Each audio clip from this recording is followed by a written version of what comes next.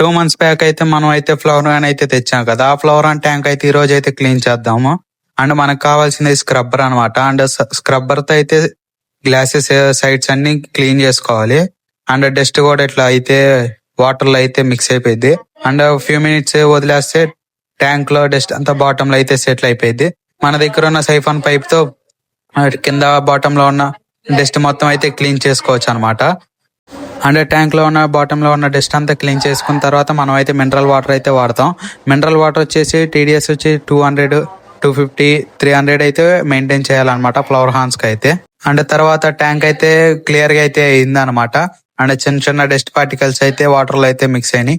And few minutes తర్వాత ఆ dust కూడా బాటమ్ లో అయితే సెటిల్ అయితే అయిపోయింది. అండ్ మన ట్యాంక్ అయితే మినరల్ వాటర్ కూడా యాడ్ అయితే చేసేసుకున్నాం.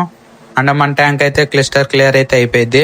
అండ్ మన ఛానల్ కి ఎవరైనా కొత్త సబ్స్క్రైబ్ అయితే చేసుకొని సపోర్ట్ అయితే చేయండి గైస్.